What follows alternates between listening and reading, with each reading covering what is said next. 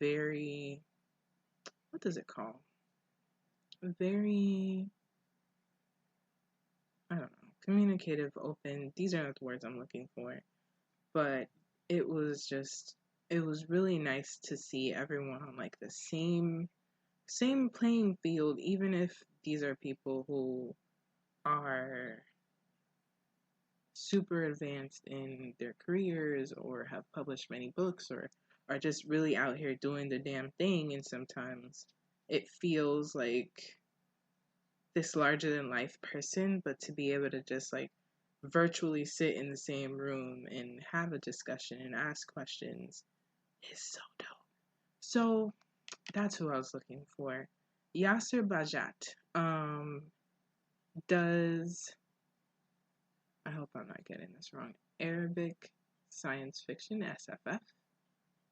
Sci-fi? Don't quote me on that, I'm sorry. SFF. And he was talking about how it was hard to secure investors because what he wants is basically everybody to sit at the table. For more translations of Arabic into English to come into the Western world and be something that's more requested. And they were like, so you want to get money so you can have more competition? And what he said, which is literally, I feel like, the vision, right, for people of color in this world, on this side of this world, maybe is what I'm trying to say, especially in the American market, is we want everybody to eat. We want everybody to be able to eat. And he's like, just because there's not enough space on your table doesn't mean we can't build a bigger table or our own table. And just like sit in that. To see, I think the biggest theme and just overall vibe is the theme of creating it into existence. Like, for me, sci-fi, Afrofuturism, fantasy, as a Black woman, as an Afro-Latina, is to see us in the future, right? To see people that look like me in the future. And we're literally creating it now. And to see FIYAHCON did not exist 6 months ago. They literally did this in 6 months from like idea to making the shit happen. And so, what are my takeaways? My takeaway is it's build your motherfucking table season. Like, if you never felt it before, or you've had an idea, or you've had a desire, it's time to start making things happen. It's time to stop needing to be, like I believe Susan said at the end in the like final conversation, to be an afterthought or to be invited because they have to fill some kind of void does not bring joy. And we witnessed joy and inspiration and just being seen and included, not in a way out of necessity, but out of desire to be included, right? And even in the inclusions, they stated at the beginning, we need more X, Y, Z kind of people. This is what we're missing, and this is what we want to work on for the next event. There is accountability there. And it just says to me, it is possible. It is possible to build your own table as long as the intention and the action is there. why beg to take up space in places that don't want us there? Point blank, period. There are some things where, you don't have a choice and you have to fight for access. But if there's anything that can be built to be your own, why not do it? And to me, FIYAHCON is the tangible possibility of that. It's connecting and creating these resources and creating these spaces and creating the ecosystem that is the creative space, and making more space for people who are still trying to bang down the wrong doors. So it's time to open hallways. It's time to build the hallway. It's time to break down barriers and doors. It's time to make people who say that you can't or we can't mad uncomfortable. So, like, for anybody who's like, oh, I can't find a Black Latina person, whatever. I've been a part of amazing experiences, and the whole panel is Afro-Latinos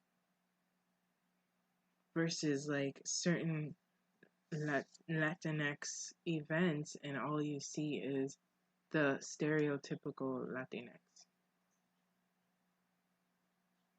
You're not looking hard enough. And so FIYAHCON has raised a bar so high. Like, if it ain't like FIYAHCON, I don't want it. I don't want it. Because nobody should be missing from the most important conversations, especially not in this time period. It is 2020, y'all. Basta ya. Like, enough of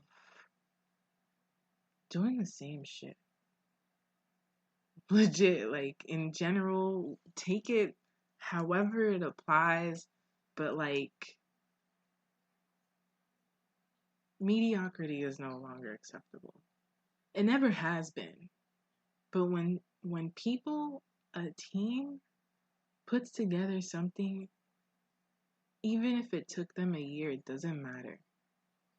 But the fact that they put together something flawless, with all of the inclusivity that they could muster, I don't have words. I literally don't have words. I have found a new community in FIYAHCON that I don't think would have been possible without the proper energy that was put into this labor, this humongous labor of love. We got swag bags, yo. We got virtual swag bags. Let me tell you about these virtual swag bags. The first year of Violet Mag's issues and comic books. We got a whole bunch of comic books.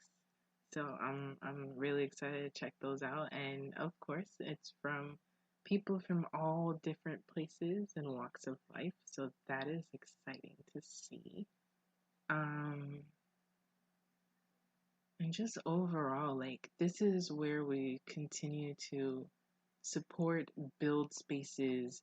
It's dope that FIYAH does this, right? And that's what was said, L said. It's like, we don't have to be the only people who do this. And that is where, like, the most important thing is. Like, I'm so inspired because this is what I want to do. I want to create actual spaces, not only like this podcast, but like a space for poets mostly, but not not excluding any other medium. But there's a couple of things about the poetry space that I feel like could be, I don't know, changed, seasoned, whatever. that I want to create. It might take a little more figuring out, but I also don't want to be passive about this intention. And so, I'm gonna get on that. Like, it lit some fire under me. That I can say for sure. Sorry, y'all. I'm here for my living room, and that's like my AC thing. It lit a fire under me, and I just feel like I have so much work to do. Like, I have creative projects that I need to get done. I'm definitely going to work on finishing my work in progress. I have a Afro-Latino fantasy, but I feel like after that language conversation of just basically not worrying about alienating whoever, because we're writing for an audience. And if you are confused and don't fit that audience, it is what it is. But also, who doesn't read a book and look up stuff? At least for me, like, if there is a word that I don't understand, I go look it up. Maybe I'm old school. I mean, it's even easier because you don't have to go into 1,600 volumes of Encyclopedia Británica like I had to do back in the day. I'm dating myself, but I don't care. So, open yourself up to the experience. And it's shaping, I think I'm letting it simmer because it's shaping something. Like, I feel like this story is bigger than I think it is. And so I'm visualizing it before I start writing it. I got a lot of juicy stuff for like doing research and different things that I would like to do. And I just got an idea while talking to y'all. And I'm a member of the Estuary Collective, and I think that I'm going to start preparing to work on ideas and conceptions. There's also some additional stuff that I really need to get done.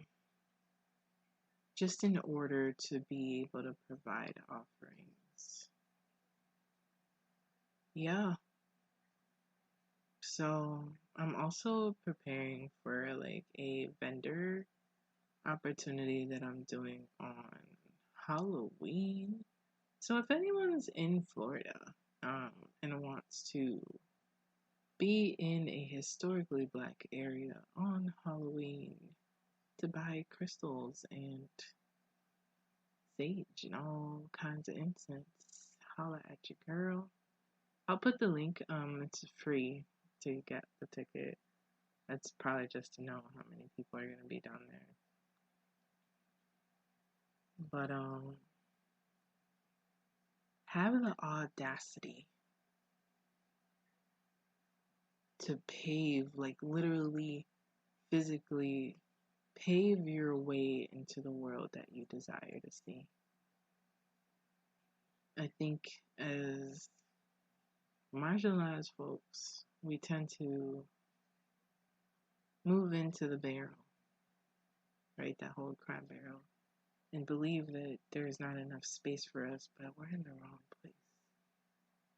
Like,